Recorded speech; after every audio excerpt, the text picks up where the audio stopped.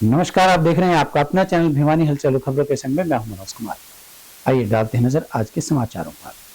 जिला उपायुक्त श्री नरेश नरवाल की अध्यक्षता में स्थानीय लघु सचिवालय स्थित डीआरडीए हॉल में विकास परियोजनाओं एवं निर्माण कार्य संबंधी समीक्षा बैठक का आयोजन किया गया। बैठक में जिला उपायुक्त द्वारा सभी अधिकारियों को दिशा निर्देश दिए गए कि वे अपने विभाग से संबंधित सभी योजनाओं की जानकारी लोगों को दे ताकि अधिक से अधिक लोगों को फायदा पहुंच सके। बैठक के दौरान डीसी नरेश नरवाल ने निर्देश देते हुए कहा कि अधिकारी परिवार पहचान पत्र, चिरायु कार्ड, राशन कार्ड, वृद्ध अवस्था पेंशन आदि जन समस्याओं के निराकरण के लिए गांव का दौरा कर समस्याओं का समाधान करें। डीसी ने शिक्षा विभाग के अधिकारियों को निर्देश दिए कि वे जरूरतमंद विद्यालयों में विद्यार्थियों को बैठने के लिए आवश्यकता अनुसार ड्यूअल डेस्क मुहैया करवाए जाएं। उन्होंने गांव कुड़ल, ईसरवाल तथा खरक कला में सरकार द्वारा स्थापित किए गए महाविद्यालयों की कक्षाओं तथा भवन निर्माण के बारे में समीक्षा की और आवश्यक दिशा निर्देश जारी किए। बैठक में डीसी ने निर्माण कार्य, स्वास्थ्य विभाग की पीएनडीटी एक्ट, निरोगी हरियाणा, इंद्रधनुष, चिरायु कार्ड, टीकाकरण अभियान, mental health, CM window, CM घोषणाएं, शिक्षा से संबंधित डाइट, प्रारंभिक शिक्षा, समग्र शिक्षा तथा हेल्थ वेलनेस सेंटर के तहत बच्चों के एनरोलमेंट बढ़ाने, निपुण हरियाणा, नई साइट और राष्ट्रीय शिक्षा नीति, उड़ान ई अधिगम, राजकीय मॉडल संस्कृति विद्यालय, आरोही मॉडल स्कूल, कस्तूरबा विद्यालय, केंद्रीय विद्यालय, नवोदय विद्यालय, महाविद्यालय शिक्षा आदि खेल विभाग की खेल स्टेडियमों की स्थिति को सुधारने के प्रयास, खिलाड़ियों के सम्मान बारे कालवास में स्टेडियम बनाने, लोहारू के स्टेडियम का सुधार करने, भिवानी के भीम स्टेडियम में खेल सुविधाएं बढ़ाने सहित अन्य स्टेडियमों की विस्तारीकरण के बारे में विस्तार से समीक्षा की। बैठक में डीसी को सिविल सर्जन डॉक्टर रघुवीर सांडेले ने बताया कि प्रधानमंत्री टीबी मुक्त अभियान के तहत जिला भिवानी को टीबी मुक्त करने के लिए सभी गांवों में घर घर जाकर लोगों के स्वास्थ्य की जांच की जा रही है। जांच के दौरान टीबी के लक्षण पाए जाने पर दवाई दी जा रही है। इस कार्य के लिए गुरुग्राम की मेदांता अस्पताल की टीम का सहयोग लिया जा रहा है। पोषण आहार के लिए पोषण किट भी वितरित की जा रही है। और दाना तो बंद कर दी, तेल एक नया इंट्रोड्यूस किया। तो राशन कार्ड कितने हैं उसकी फिगर ले लो अभी सर। मैंने 4 गांव बता दिए, तो ये 4 गांव में मुख्यमंत्री जी होंगे, तो इन 4 गांवों पे भी फोकस कर लो। वेट ना करो कि मैं और मंत्री जी आए या हमारी टीम आए। ये मैं 7 पॉइंट पे हमने किया है।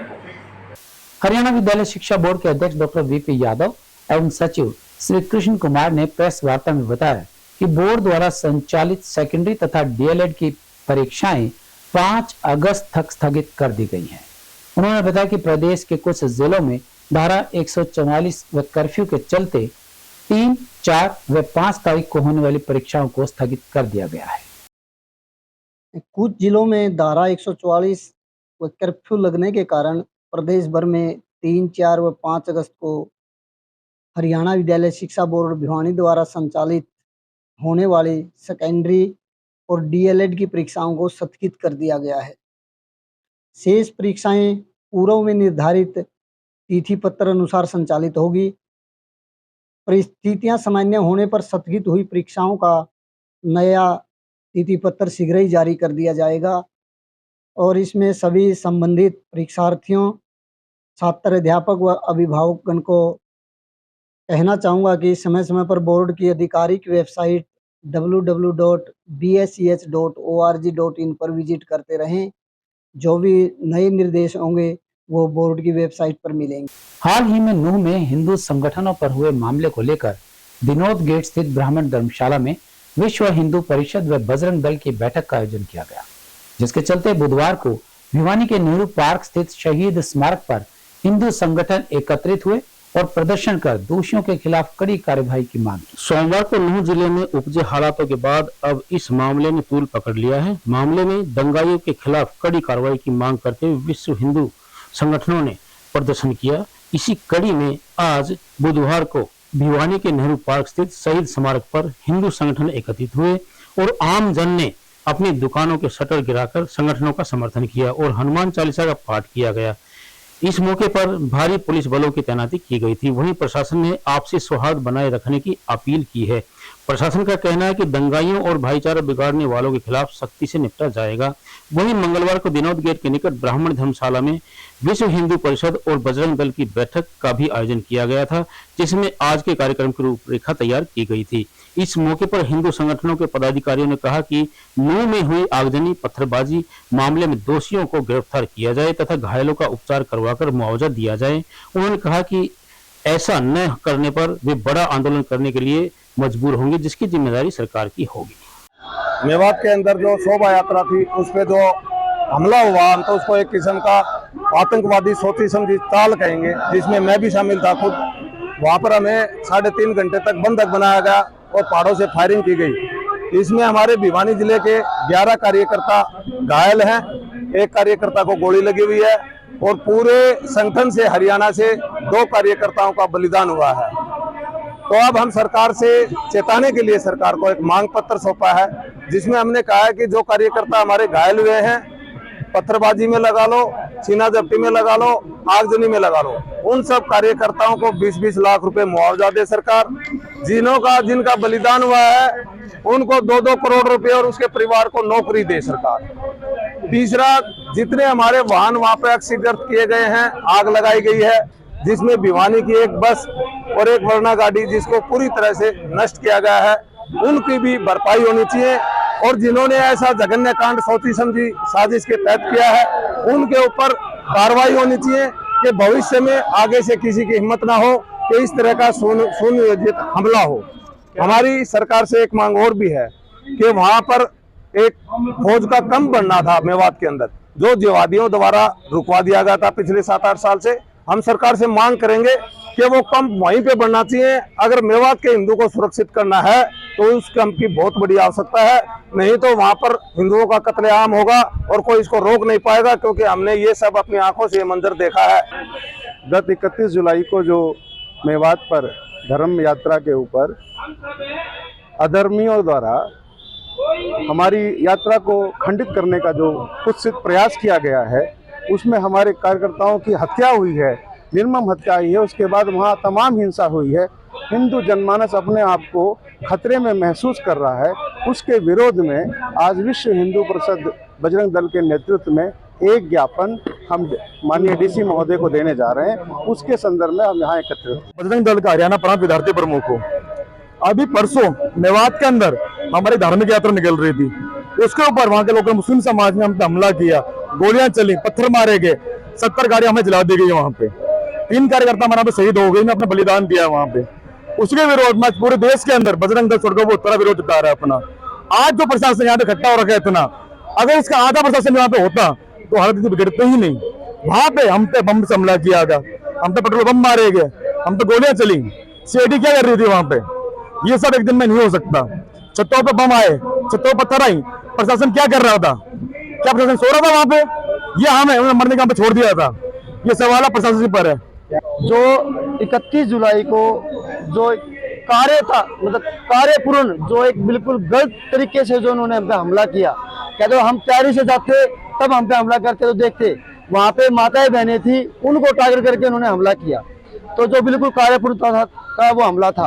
अब आज हम पूरे हरियाणा, पूरे भारत में एक सांकेतिक चेतावनी हम दे रहे हैं कि सुधर जाओ, मान जाओ, हमारे धैर्य का बांध बना रहने दो। अगर वो धैर्य का बांध टूट गया तो सरकार और प्रशासन भी समझ में नहीं आएगा। मेरा नाम राजकुमार है। मैं 31 तारीख को ब्रिजमंडल मेवात यात्रा पे गया था। वहाँ पे हम जैसे ही भगवान भोलेनाथ के दर्शन करके बाहर निकला मंदिर से, तो एक भीड़ ने हमें चारों तरफ से घेर लिया, हमारे ऊपर लाठी डंडों से अटैक किया और हमारे को बहुत चोटें मारी।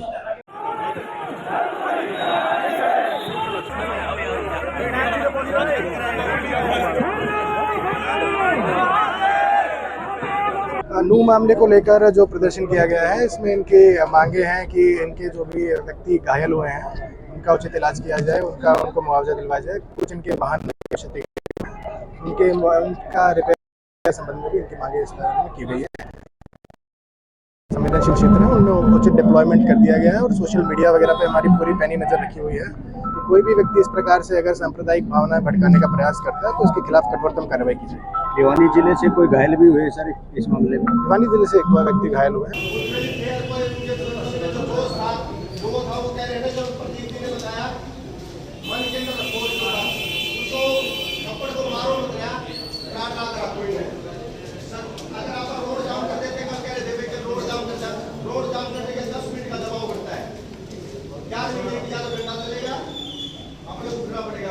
कल हमने जान करके रणनीति बनाई थी कि रोड की जाम नहीं करके उठाई रखेंगे और हमने साइन करके लड़का भी दबाव बढ़ाया। मैं रविंद्र कुमार दलाल, जिला विकास एवं पंचायत अधिकारी भिवानी, सिविल लाना थाना में SHO के साथ ड्यूटी मजिस्ट्रेट लगा हुआ हूं और मैं सभी शहरवासियों से अपील करता हूं कि इस समय शांति बनाए रखें, संयम न खोएं और अपने काम से काम रखें। कोई भी असामाजिक तत्व यदि समाज में भाईचारा बिगाड़ने की कोशिश करेगा तो उसके साथ सख्ती से निपटा जाएगा और कड़ी कानूनी कार्रवाई उसके खिलाफ की जाएगी। जय श्री राम, जय गौ माता। मैं लक्की जांगड़ा भिवानी से। कल मेवात दौरे पे हम गए थे, वहाँ पे चारों तरफ से गोलियों से मुसलमानों ने हर बजरंगी पर, हर हिंदू पर चारों तरफ से हमला किया, जिसमें थोड़ा सा एक बंदूक की छूकर निकली हुई है यहाँ पे पाँव में। साल यात्रा निकाली जाती है जो कि बहुत ही शांतिपूर्ण तरीके से निकाली जाती है और कल भी हम शांतिपूर्ण तरीके से यात्रा के लिए गए हुए थे। वहाँ पर पुलिस प्रशासन जो कि ना के बराबर था, जो पुलिस प्रशासन था वो सिर्फ नाके हटाने के लिए था। पुलिस प्रशासन ने हमारे जितने भी कार्यकर्ता उनके त्रिशूल भी ले लिए, मतलब पहले निहत्थे कर दिए गए। उसके बाद हमारे बजरंग दल के कार्यकर्ताओं पर एक साथ हमला बोला गया। 400 से 500 आदमी पूरे बंदूकों के साथ लैस होकर अटैक किया गया। हम सभी ने 3 से 4 घंटे संघर्ष किया। बजरंग दल के कार्यकर्ताओं ने कभी पीछे हटना नहीं सीखा है। बजरंग दल के कार्यकर्ताओं ने का एक ही मोटो रहता है, विजय या वीर गति। हम दोबारा यात्रा करेंगे और पूरे जोरदार तरीके से करेंगे। मेरी फसल मेरा ब्यौरा पोर्टल पर अपनी फसल व जमीन का पंजीकरण करवाने के लिए सरकार ने अंतिम तिथि को बढ़ा कर दिया है। गौरतलब है कि 31 जुलाई तक करीबन 58% क्षेत्र का पंजीकरण हो चुका था, जिसमें सर्वाधिक पंजीकरण भिवानी का और सबसे कम पंजीकरण फरीदाबाद क्षेत्र का रहा। इस बारे में कृषि उपनिदेशक डॉक्टर आत्माराम गोदारा ने विस्तृत जानकारी दी। इस बारे में कृषि विभाग के उपनिदेशक आत्माराम गोदारा ने बताया कि कृषि विभाग द्वारा जारी अधिसूचना के अनुसार किसानों द्वारा मेरी फसल मेरा ब्यौरा पोर्टल पर अपनी जानकारी अपलोड करने की अंतिम तिथि अब 17 अगस्त होगी। विभाग के ACS सुधीर राजपाल ने इस संबंध में आवश्यक दिशा निर्देश जारी कर दिए हैं। विदित रहे कि सरकार द्वारा इस बार 100% जमीन का पंजीकरण करवाने पर 100 रुपए दिए जाएंगे। साथ ही एक लक्की ड्रा भी आयोजन किया जाएगा, जिसमें किसानों को करोड़ों रुपए के इनाम दिए जाएंगे। वहीं सरकार के निर्णयानुसार राजस्व एवं आपदा प्रबंधन विभाग के ACS द्वारा जारी पत्र के तहत प्रदेश में हाल ही में हुई भारी वर्षा, जलभराव, बाढ़ के कारण खरीफ 2023 की फसलों में हुए नुकसान के दृष्टिगत ई फसल क्षतिपूर्ति पोर्टल पर दर्ज खराबे की विशेष गिरदावरी करवाई जाएगी।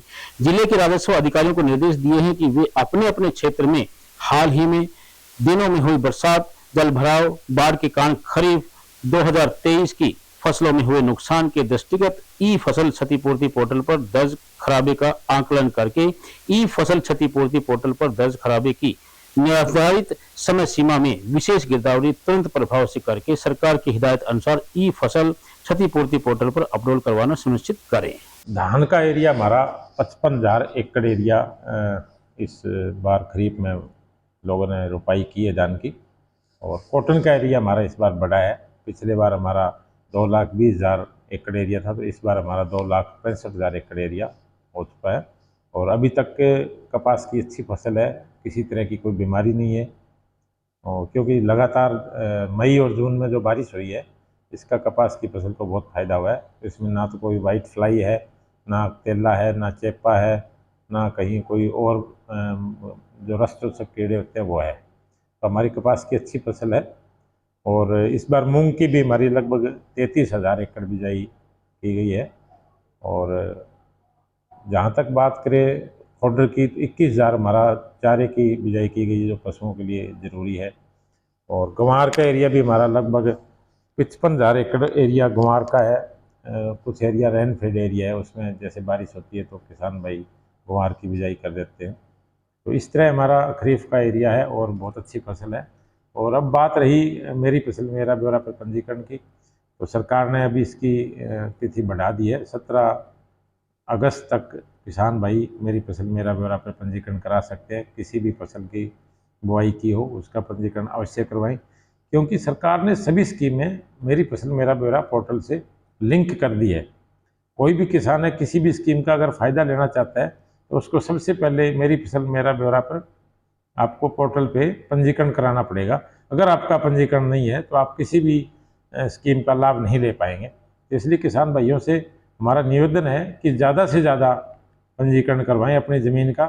और अब स्थिति ये है कि हमारा हरियाणा में सबसे ज़्यादा जो पंजीकरण हुआ है वो भिवानी ज़िले का हुआ है।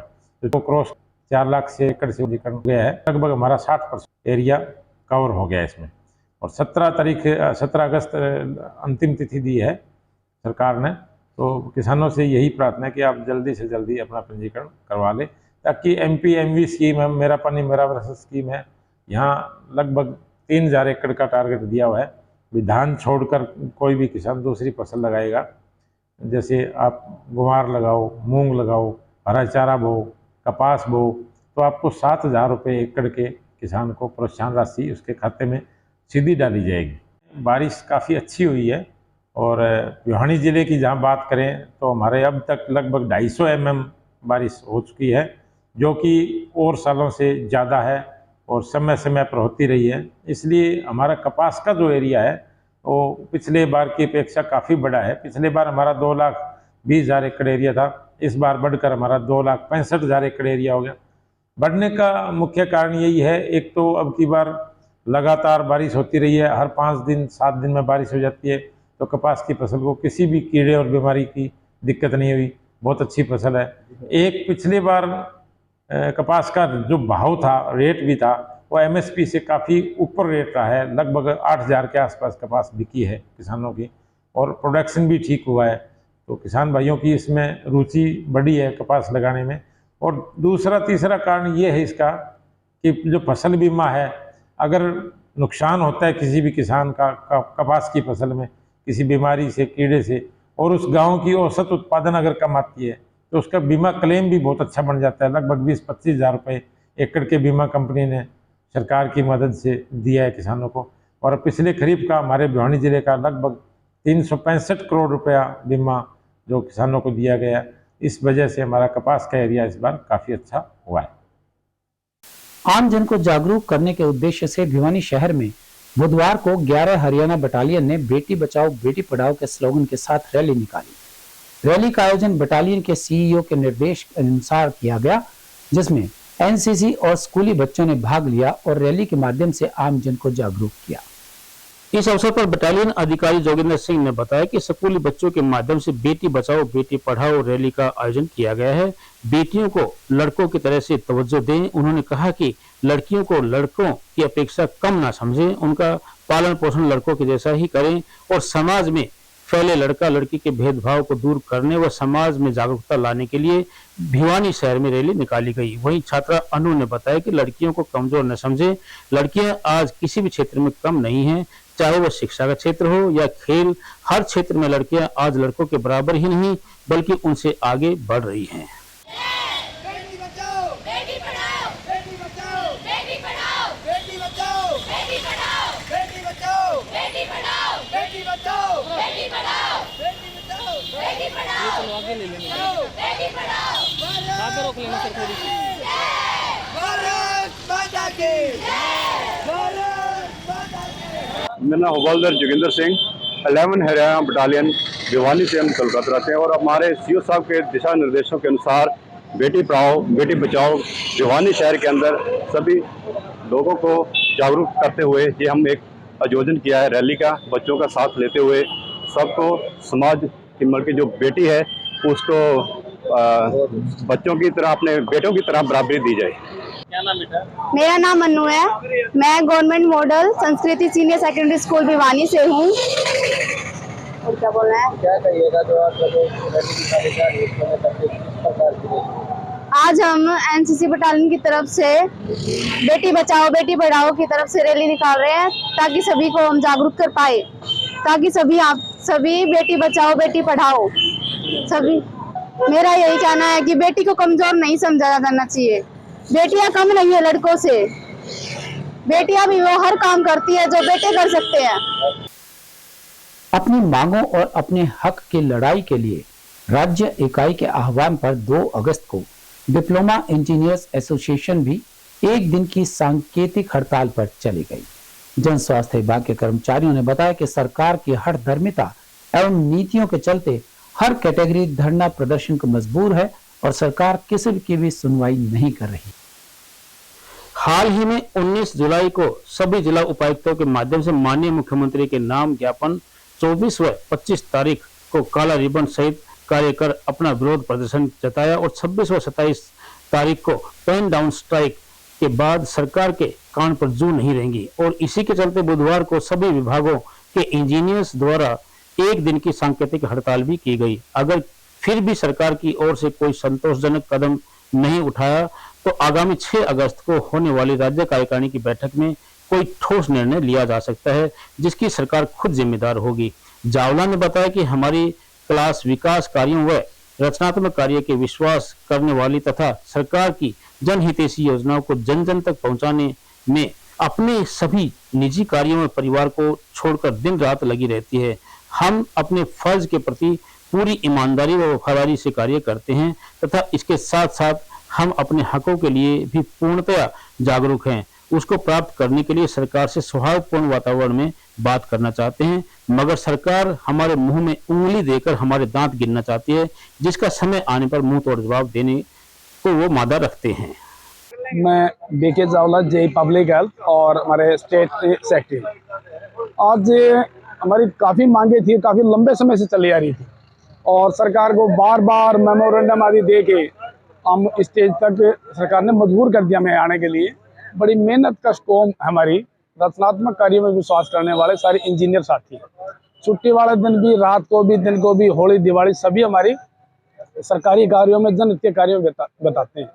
और लेकिन उसके अलावा हमारी कुछ एक मांगे हैं और वो मांगे भी सरकार के मैनिफेस्टो में शामिल थी और वो उस टाइम से हम चले आ रहे हैं। और अभी रिसेंटली 19 तारीख को हमने एक सभी डीसी के माध्यम से ज्ञापन दिया सरकार को। 24-25 तारीख को हमने काले रिबन बांध के हमारा विरोध जताया था और उसके बाद 2 दिन हमारा पेन डाउन स्ट्राइक रही। हम ये चाह रहे थे सरकार को वार्तालाप के बुलाए, हमारे बारे में कुछ सोचे, लेकिन सरकार ने नहीं अभी कोई रिस्पॉन्स दिया। आज मजबूर ने एक दिन की सिंबॉलिक स्ट्राइक पे हम मांगे भी बहुत ऐसी नहीं है। एक तो हमारा प्रमोशन कोटा बढ़ाया जाए, इसमें अलग से कुछ सरकार का बोझ नहीं पड़ना। वही मांगे हैं जो कुछ एक तो बहुत से साथी ऐसे हैं जो 30-30 साल की नौकरी करके जेई भर्ती होते जेई ही रिटायर हो जाते हैं, वो एक प्रमोशन कोटा का था। एक एसीपी की मांग हमारी 8, 16, 24 पे 3 अभी वो बना रखे पैटर्न और उनके अगेंस्ट हम 5, 11, 16 मांग रहे थे। एक मेन मांग हमारी पे नॉमलेज की, पे स्केल की, एसडीओ की एक पोस्ट हमारे के बाद और एसडीओ से तुरंत पहले की पोस्ट जेई की है। तो एक सीधा सा हल है, उससे पहले का जो पे स्केल वो हमें मिलना चाहिए और बार बार गवर्नमेंट को उसे मिलने के बाद, धरने प्रदर्शनों के बाद कुछ नहीं सोच रही। गवर्नमेंट हमारे मुंह में उंगली दे के देख रही, दांत कितने के। हमारी जो डिमांड है ये बीजेपी सरकार के बहुत पुराने नेता हैं रामविलास शर्मा जी, इन्होंने भी स्वीकार की थी कि हम आपकी सारी पे एनोमलीज दूर करेंगे, प्रमोशन कोटा बढ़ाएंगे, परंतु उन्होंने अभी तक कुछ नहीं किया। 10-9 साल सरकार को हो चुके हैं, मजबूर होकर हमें ये एजिटेशन करना पड़ रहा है और आगे भी जो सरकार हमारी एनोमलीज दूर करेगी और डिमांड्स को मानेगी, हम उन्हीं को वोट देंगे और उन्हीं के लिए कार्य करेंगे। अदरवाइज हम लंबे एजिटेशन को मजबूर रहेंगे। सरकार के खिलाफ अपना धरना प्रदर्शन कर रहे हैं, अभी ये सांकेतिक धरने दे रहे हैं। अगर सरकार समय रहते नहीं देती तो हमें भी कल का शोषण की तरह सड़कों पर आना पड़ेगा और धरना प्रदर्शन करने के लिए मजबूर होना पड़ेगा। इसलिए हम चाहते हैं सरकार से समय रहते हमारी मांगों को पूरा करे, अन्यथा हमें सड़कों पर आने के लिए मजबूर होना पड़े। जिला भिवानी में शांति एवं कानून व्यवस्था बनाए रखने के लिए पुलिस प्रशासन की ओर से फ्लैग मार्च निकाला गया। इस मार्च में पुलिस स्टेशन के कर्मचारी, महिला व पुलिस बल, अन्य यूनिट्स के कर्मचारी शामिल हुए। वहीं सोशल मीडिया पर कड़ी नजर रखते हुए असामाजिक व शरारती तत्वों के खिलाफ सख्त कार्यवाही की बात कही गई है। आपको बता दें कि अतिरिक्त पुलिस अधीक्षक भिवानी डॉक्टर मयंक गुप्ता आईपीएस के नेतृत्व में भिवानी की तरफ से फ्लैग मार्च निकाला गया। इस दौरान डीएसपी मुख्यालय, थाना प्रभारी एवं अन्य पुलिसकर्मी मौजूद रहे। पुलिस द्वारा निकाला गया फ्लैग मार्च नया बस स्टैंड से लेकर शहर के विभिन्न चौक चौराहों, मुख्य बाजारों से होते हुए बामला, खड़ग, कितलाना, लोहानी, देवसर, दिनोद, सुई, बलियाली, बुआनी खेड़ा क्षेत्र में फ्लैग मार्च निकाला गया। वहीं जिले की मस्जिदों में भी जिला पुलिस के द्वारा सुरक्षा बढ़ा दी गई है। पुलिस की तरफ से लोगों से शांति व्यवस्था बनाए रखने की अपील की जा रही है। वहीं social media, Facebook, Instagram, Twitter, WhatsApp पर पुलिस द्वारा कड़ी नजर रखी जा रही है। सोशल मीडिया पर भड़काऊ पोस्ट व अफवाह फैलाने की कोशिश करने वाले असामाजिक शरारती तत्वों के खिलाफ सख्त कार्रवाई की जाएगी।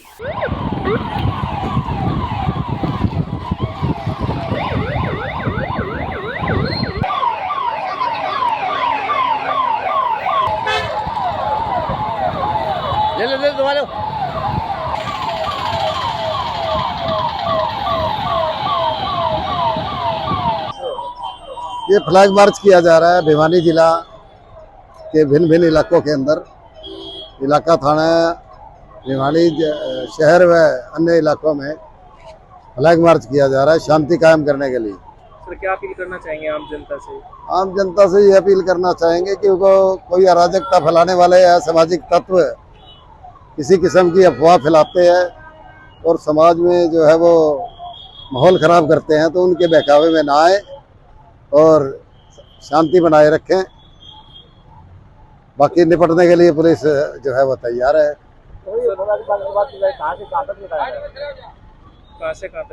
ये फ्लैग मार्च भिवानी से खरक, कलंगा, इस मामला इस इलाके रूट से होता हुआ जुई भवानी खेड़ा, बरडा साइड नियर बाई जो भी मतलब इलाके में मैक्सिमम एरिया कवर करेगा। भवानी खेड़ा सड़क पर डेमो दिखा रहे हो या लोगों को समझा भी रहे हो ताकि लोग खुद को सिक्योर माने, इसी मकसद? हाँ, लोगों में विश्वास पैदा रहे कि पुलिस हमारे सुरक्षा के लिए तत्पर है।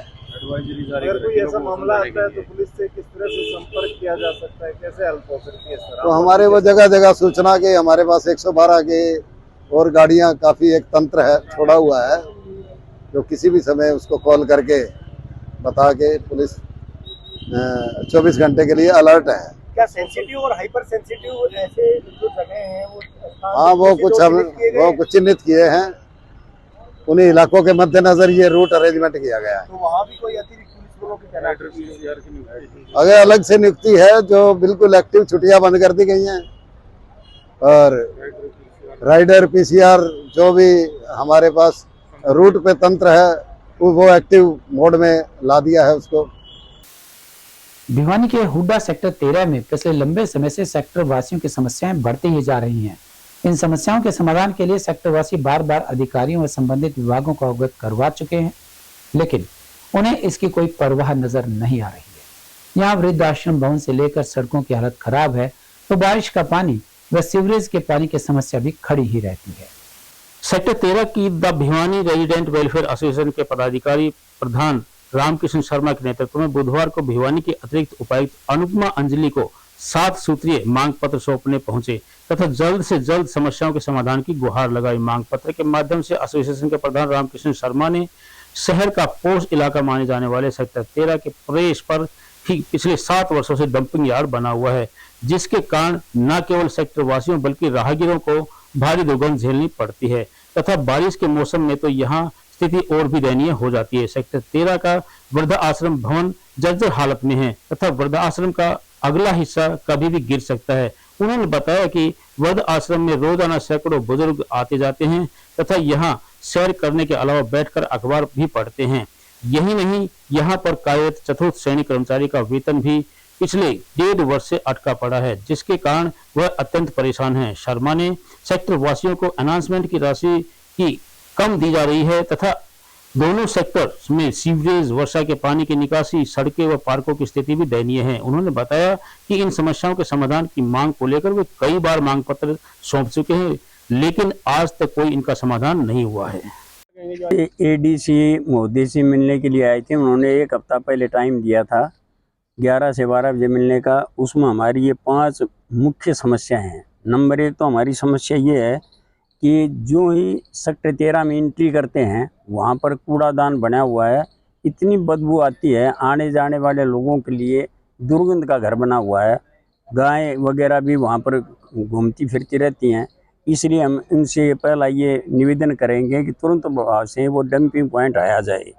दूसरा है इन्हांसमेंट की राशि जो है वो पहले तो 1 लाख से ऊपर मिल रही थी, अब 10 मरले वालों को केवल 18-20 हज़ार मिल रही है। इसके बारे में पुनः विचार करके वो राशि हमें पहले की भांति दी जाए। तीसरा एक विशेष ये है कि सीवर, सड़क और वर्षा के पानी का कोई भी सुचारू ढंग से कार्य नहीं हो रहा है। सड़कों पर वर्षा का पानी रहता है, बदबू आती है, दुर्गंध आती है तथा वहाँ पर अनेक बीमारी होने का पूरा भय रहता है। इसलिए हम अनुरोध करने आए हैं कि आप इस समस्या का समाधान करें। हमारे संग में बस इतना। अगले के लिए देखते रहिएगा आपका अपना चैनल भिवानी हलचल।